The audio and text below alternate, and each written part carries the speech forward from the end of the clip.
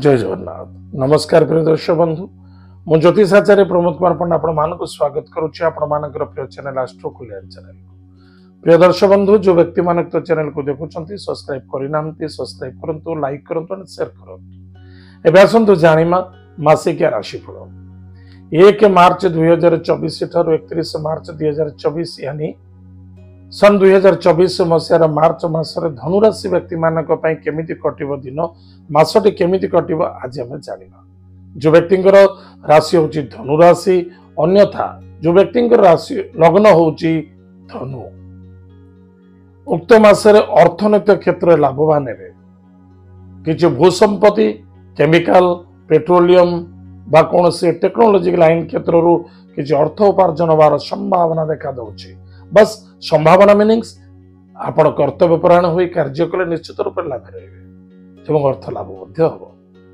किछि भूसंपत्ति आपण क्रय करियो चाहुतले नचदि विक्रय करिबाकू चाहुतले निश्चित रूप रे सेतिर मध्य लाभ रहिबे, किंतु मन रखिथिबा दरकार 14 मार्च सुधा करिनेबे। 14 मार्च परे कोनोसी भूसंपत्ति क्रय विक्रय करिबा पूर्वरु भाबी चिंती करिवे, सेतिर दुख समस्या धोखा मिली पारे। सावधान। कौन से मित्र सांग दोस्ती कहारी स्वास्थ्य को नहीं निश्चित रूप से चिंता देखा दब, बा कौन सी भाई भौणी मित्रता मध्य स्वास्थ्य को नहीं चिंता देखा दब। भाई भौणी मित्रता मध्य छोटा छोटा कथा को नहीं तर्क वितर्क आर्गुमेंट अशांति असंतुष्टता धोखाबाजी लगी पारे, टिके सावधान रहिबे। निजर स्वास्थ्य प्रति ध्यान देवे। कौन सी स्वास्थ्य पीड़ित होउचंती यथार्थ स्वास्थ्य प्रति ध्यान देवे। माता बंधु रिश्तेदार सहित बिल्कुल आर्गुमेंट करने उचित नुहे। निज कर्तव्य निजे जी पार्टी से अत्यंत आवश्यकता। मन को निज कंट्रोल रखु, वाणी को नियंत्रण रखा अत्यंत आवश्यकता।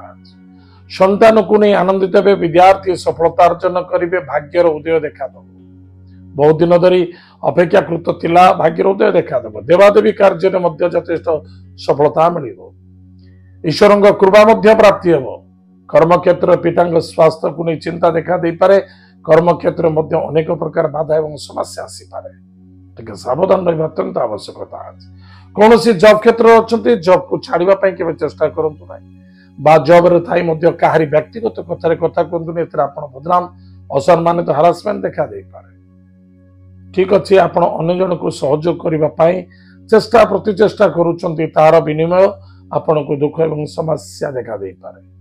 कौन सी सांगे दोस्ती मित्रता भाई भौणी मध्य अर्थर आदान प्रदान करंतु नाही।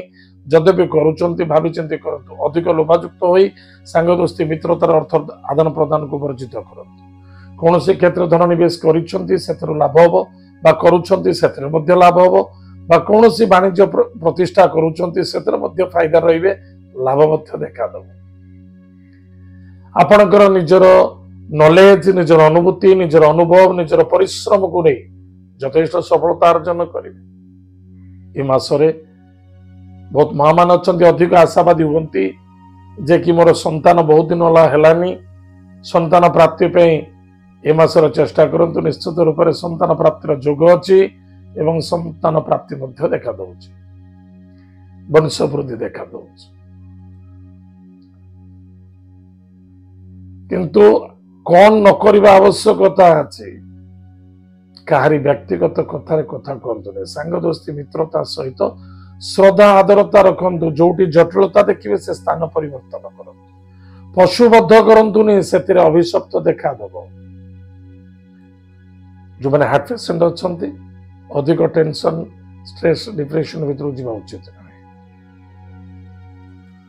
ताहले कौन प्रतिकार अच्छी, प्रत्येक दिन माँ बगलामुखी मंत्र को जप करतु।